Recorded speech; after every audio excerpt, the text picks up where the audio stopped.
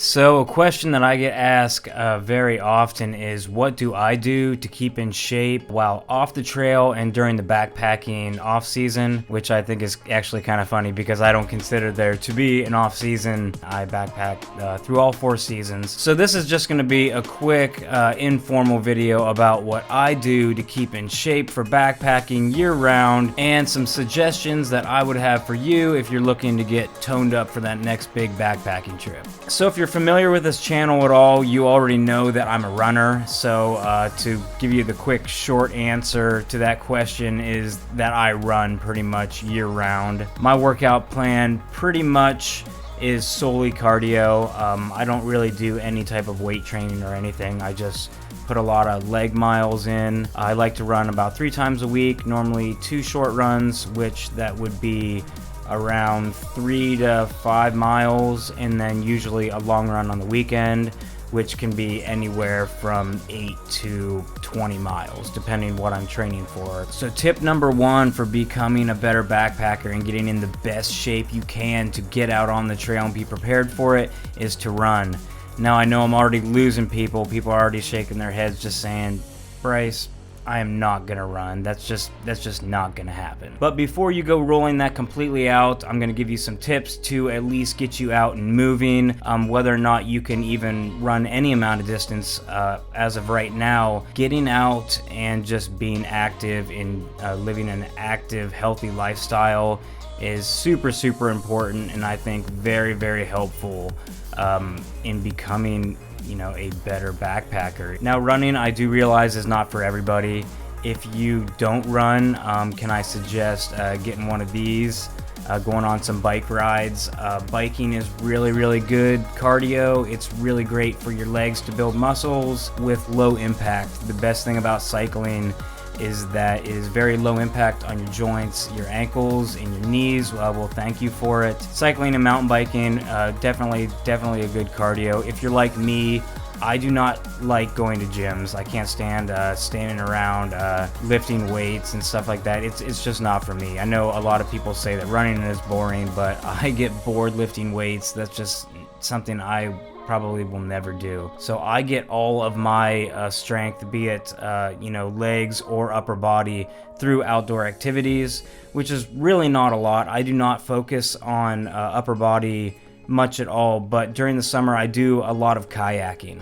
And kayaking really works a lot of back muscles and shoulder muscles, as well as your core too, which working that core is really beneficial for running. They say you run with your core, whatever that means, but I imagine it translates to hiking as well. If you have a long backpacking trip coming up and you're really trying to train specifically for a certain trip, I highly recommend loading up your backpack with some weight, hitting some local trails.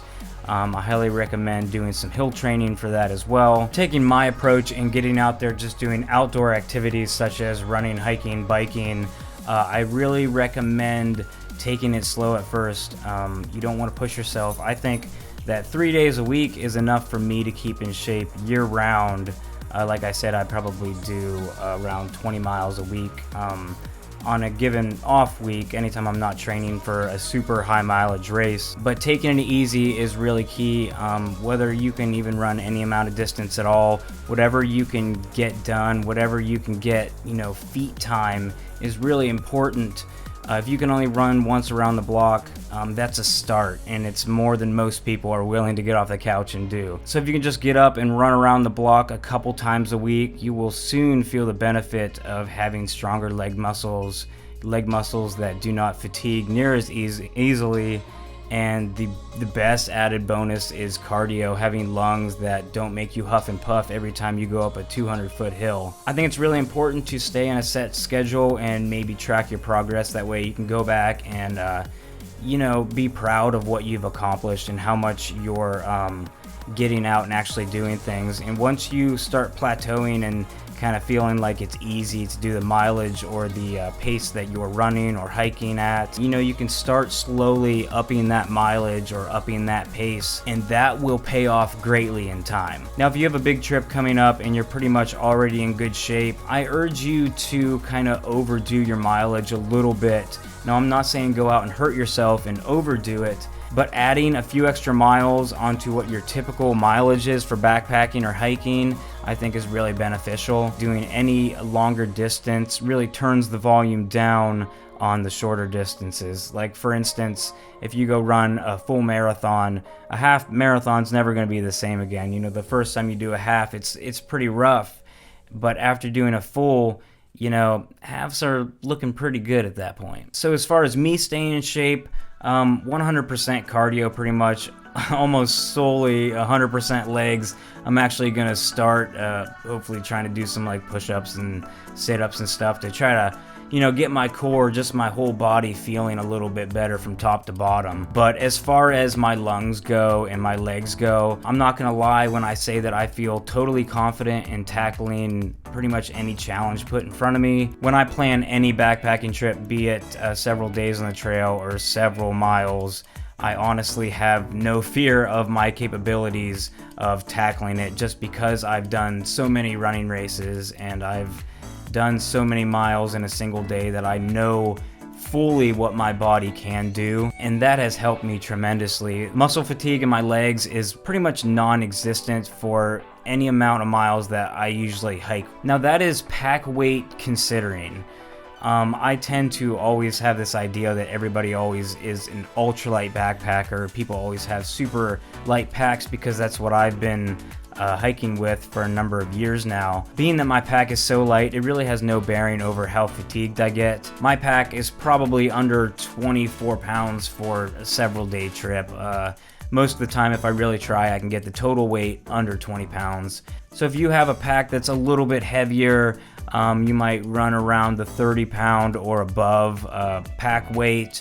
You're definitely going to have to take that into consideration. Low pack weight with good strong legs and good strong lungs is really a winning combination for me. Something else I do to keep in shape while off the trail is healthy eating habits. Now I can't say I'm a true healthy eater, because trust me, I binge on things. I just finished about 10 hot wings, about to do some carbon up at the moment here, but you cannot out-train a bad diet, and that's the truth of it. I personally do not eat a lot of big meals. I pretty much eat just small things sporadically through the day until about 5 o'clock, and then after work I'll come home and we'll eat dinner around 7 o'clock or so, and that's usually my one big meal a day that I eat. I obviously burn a lot of calories and I have a high metabolism as is, so I kind of have an advantage, but portioning is huge. I think that eating 3 like big huge meals a day is really detrimental. I think that when you're waiting all day to eat, you kind of binge a lot more, as where I kind of just snack every couple of hours. Like literally I'll probably eat every 2 hours up until about 1 or 2 in the afternoon. But portion size is huge. I do try to eat healthy a lot of the time. My wife is really big on meal prepping and cooking healthy foods. We eat a lot of rice, a lot of chicken, lots of just raw fruits and vegetables. I think those are the best things you can put in your body. Anything that's not like super processed is probably pretty good for you. But that is just keeping your body in tip-top shape while off the trail, so that when you are really planning a trip, and you know, some people put a lot of time and money into trips, and if you're flying somewhere across the country, you're definitely gonna wanna be prepared for whatever you signed up for. Preparedness is definitely key. Whether you can run or not, getting out and walking, biking, kayaking, those are the things I like to do because I like to be outside. But if you're in the gym, working on strength training exercises for your legs, I think would be huge. I know ultra marathon runners do that to enable them to run on tired legs for miles and miles on end. But yeah, that's just a topic that was on my mind today during my run. Honestly, it was on my mind yesterday when I filmed this the first time and had to get rid of it all because it sucked. But it's a question I get asked a lot and something that I kind of take for granted. Being a runner, I've seen so many people start running and give up after a couple months because they just weren't feeling it. I personally did not really enjoy running until I did it for about a year. And that is giving your body a long time to really, you know, accept what you're doing to it and really progress and get better at it. Once I started getting really good at running to where I could run several miles without my legs hurting at all. Lungs that even at a decently fast pace were still keeping up and not hurting. It really is great. The most common thing I hear is, I can't run because it's so boring. It's definitely not the most fun sport in the world, but it is rewarding. I enjoy being a runner and seeing all the benefits in my day-to-day life more than I actually enjoy running.